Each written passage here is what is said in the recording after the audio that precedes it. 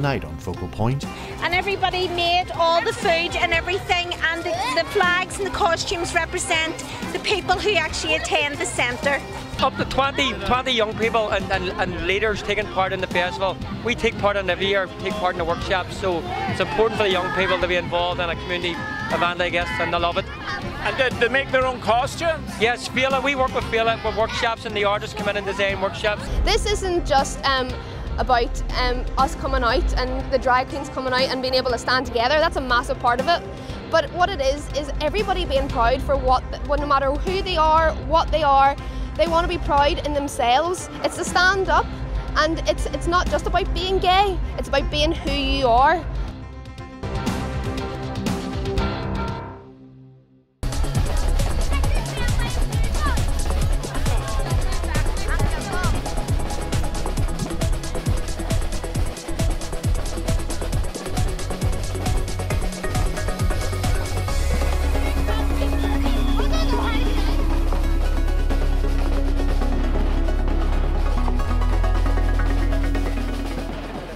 Carnival Chaos, we run an organisation that builds carnival props and puppets for different Fela's different carnivals with community groups and community centres. So we usually have a team of about 4 or 5. One or two of our artists do the community workshop end of things, so they go into different community centres and work with groups of children making costumes and props and puppets to carry, and then we have another team of 2 of us who build the bigger pieces, the bigger carnival pieces. This year we have Beasts and Feasts. I think you should be looking out for the big African Rastafarian Zion lion, some of our African animals, and look out for the hunter who's hunting the African animals, and look out for the chef who's wanting to cook them. Unfortunately, it's not a great day. If it's sunnier, we get more people out on the streets, but we still always get people no matter what the weather is, and there'll be a good crowd in the park, so hopefully, fingers crossed, there'll be plenty out today.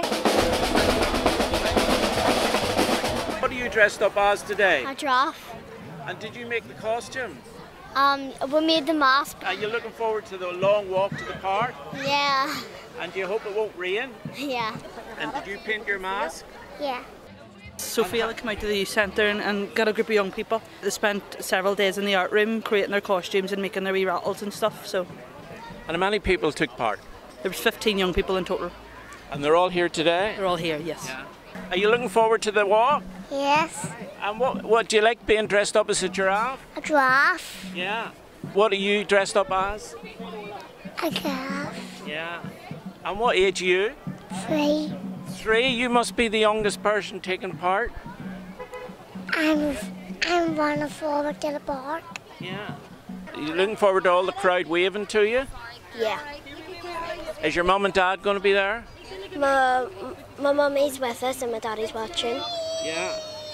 And how many of you are taking part? 15.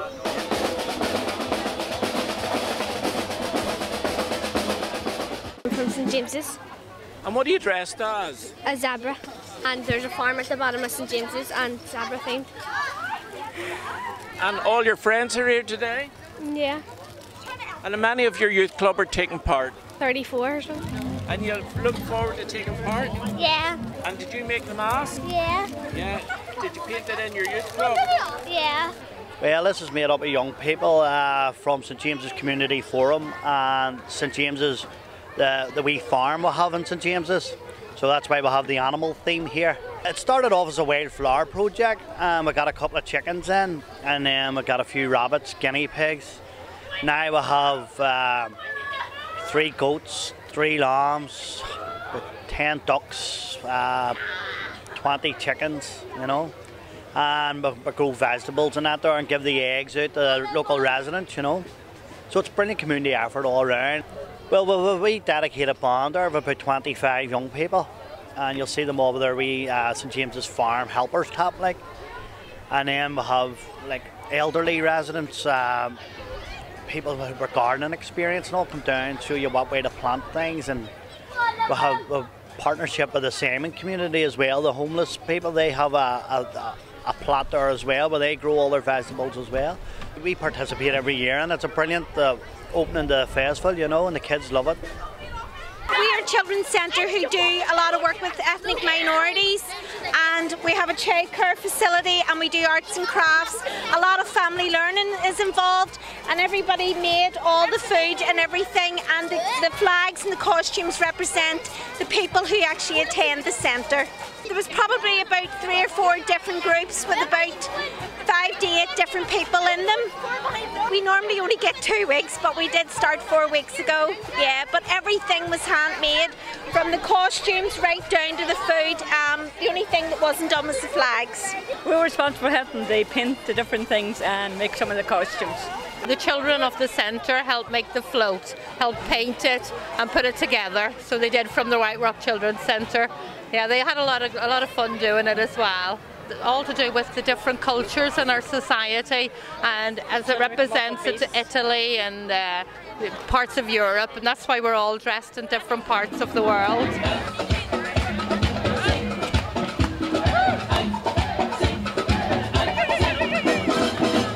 Up to 20 young people and leaders taking part in the festival. We take part in every year, take part in the workshops, so it's important for the young people to be involved in a community event, I guess, and they love it. And did they make their own costumes? Yes, Fela, we work with Fela with workshops, and the artists come in and design workshops. This year they've designed cupcakes around the theme, Feast and Beast, so they're all dressed up, and myself as Feast, as in cupcakes, with a cherry on top.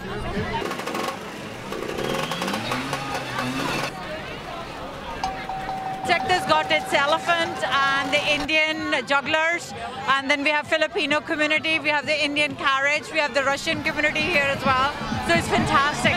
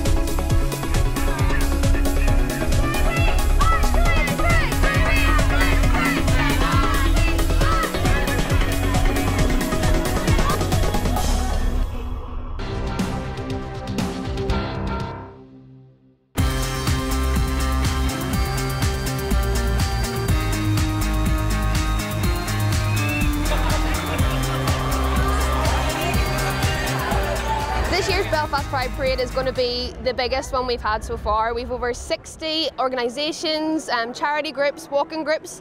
They'll be walking through Belfast City Centre. It's a bit of a crowd here already gathering. Everybody's wanting to get involved. We've lots of music, lots of family entertainment going on. We've Pride Village going on. Belfast is being taken over by Pride. The atmosphere is probably the best atmosphere in Northern Ireland ever. It just grows every year. It's just more and more fun. It's important to get everyone together as a community and to raise awareness, and just it's fun as well and inclusive, and like we can come and we can march in these things, and as Hues and Shades, the from Autism Initiatives. I first joined it about 2002, 2003, but even since then it has grown enormously. The first few parades were very uneasy.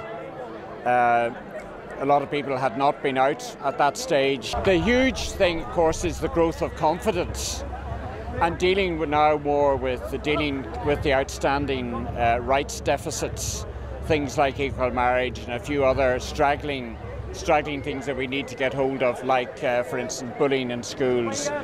Pride is this is a celebration today, but it also highlights for the public who we are. It's about Pride. It's not just about the LGBTQ community. It's about our straight allies. It's about everybody who wants to get involved. This isn't just about us coming out and the drag queens coming out and being able to stand together. That's a massive part of it. But what it is everybody being proud for no matter who they are, what they are, they want to be proud in themselves. It's to stand up, and it's not just about being gay. It's about being who you are, and being able to stand and say, yep, this is me, let's go have some fun. Oh, we go around all the parties. Yes, we're there, loving life. Yes.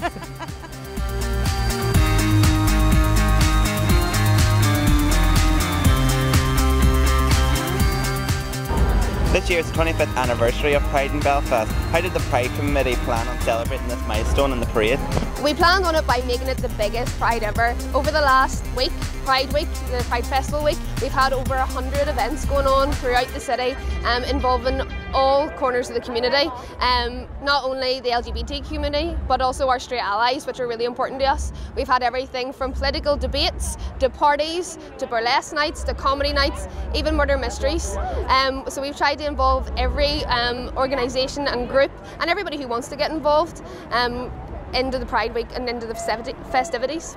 I think what makes a successful Pride is the diversity of the events that we have during the week. It's not just the parade itself on the Saturday, but it is all the other things that we deal with.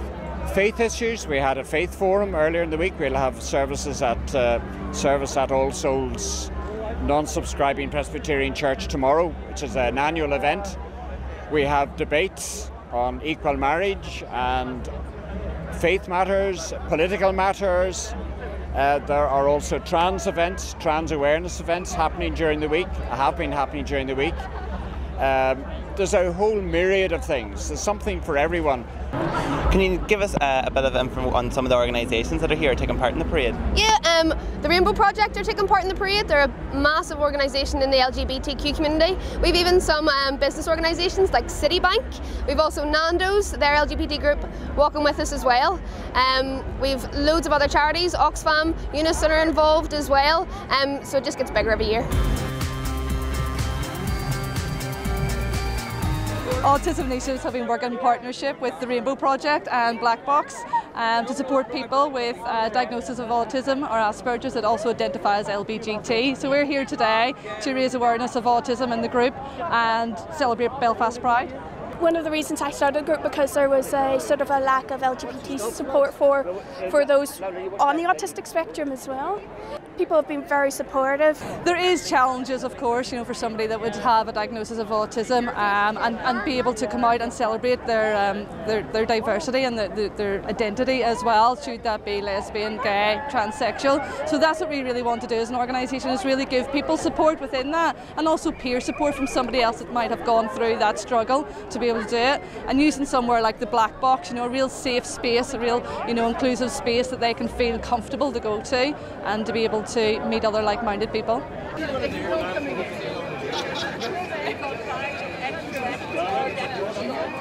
Well, I come down as I do each year to indicate my support. I mean, I think it's important that people should realise that we have some very vociferous Christians who think this is all rubbish and wicked. We don't all. There are lots of Christians who do not feel that way, so I like to show support in that way. Domestic relationships like certainty, and I think people are settling down, starting to find their partners in life. As visibility is there and as more people are out and confident, they are beginning to understand the nature of love, human love. They're able to see the stability in having a relationship, having children, and all of those things. In a sense, we want to be the same as everybody else. That may sound boring, but we are a little bit different, so that means we aren't boring. In fact, nobody in the society is boring. There's always something different about everyone. And how do you think the Church of Ireland and all the other religions can incorporate the LGBT community into their religion?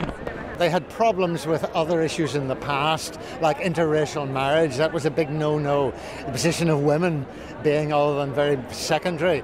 Now we accept equality there. So this will come. This will come eventually. And it seems to me the arguments against welcoming LGBT people are the same as were used in the past against for all sorts of other reasons. It's working our way, I believe. We really want to come off the back of the marriage equality referendum in the South. It was huge and it was about bringing families together, and that's what we want to do. We're really encouraging everybody to bring along their aunts, uncles, grannies, and we want them to do the same next year.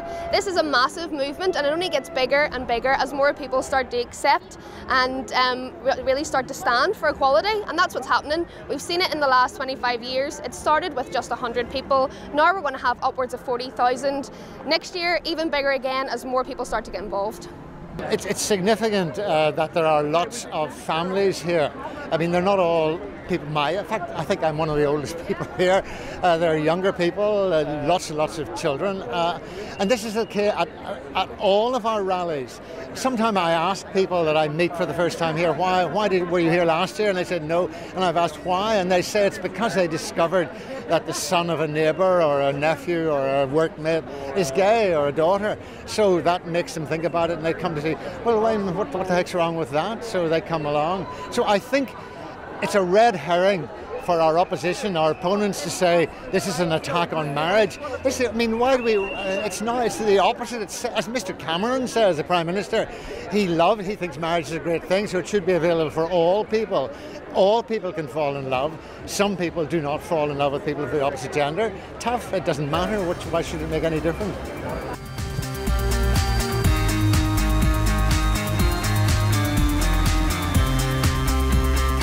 Do you feel that the Pride Festival has turned into a family event for Belfast, not just for the LGBTQ community? Yeah, 100%. We're all about this. We've had so many family events. Last week we were showing Frozen in the grounds of Belfast City Hall, who have been a fantastic support to us. We've had so many family events. There's been magicians like the Ulster Hall are showing Disney films for us, and it's all part of not just LGBTQ families, which needs to be put in the spotlight as well, but family orientation. Children growing up need to know, yep, this is fine, this is okay. Come on ahead, let's support people in whatever they want. Equality, and that's what we're standing for. Along the pavements you will see young people, older people who are maybe not out, but would just love to join the parade, as indeed I did one time back. I wanted to join the parade. And it is a matter of the visibility, encouraging growing confidence in people to that point where they can join the parade. There's kids everywhere, and it's good because it lets parents teach their kids that it's okay to be gay, and I think we have come a long way, but there's still a long way to go in terms of politics. Young people they're not interested, they're not homophobic, you know what, they believe in the theory, live and let live. And that's the way it should be. I'll tell you a funny story. I was in Newcastle about 3 weeks ago staying, and I saw two girls walking down Newcastle Street hand in hand, and that's progress. A wee pokey town like Newcastle County Down, one horse town, one street, and to see two nice lesbians, I was talking to them afterwards, walked down the main drag holding hand in hand, and they weren't getting funny looks and stares and bad comments. That's progress, and that's what we need all over this country. I really think we're almost reaching tipping point now. Now, I know if we had a referendum in Northern Ireland tomorrow, probably we would lose, and there'd be an awful lot of bitterness. But it's definitely, I believe it is moving our way socially, even within the church. The amount of opposition, it's weakening. I honestly think we're winning the argument. Awareness is, key for events like this, and obviously the Pride has grown in Belfast over the years, and really that is the key: is people to have awareness and to celebrate diversity and to be able to feel part of something, not just today, but every day of the year. It really is. But today, that really lets the whole community in Northern Ireland see that it's not a minority anymore, and people, you don't have to identify as LGBT to celebrate today. It really is getting together.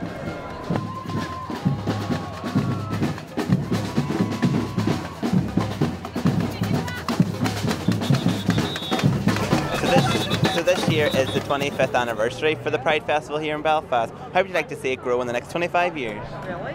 Continue on the same stream that it has done. I don't know what the percentage is of the amount of people that attended in year 1 to now, but if we could keep that trend going, it would be great one day, if it just is completely acceptable. There's not anybody protesting at City Hall, there's not anybody walking away and not coming into town today because of what's going on, and that's the change that we need to see. I think there should be so many beautiful men. Every day should be Gay Pride Day. Everything should be a gay day. Yeah, brighten up the country a little bit.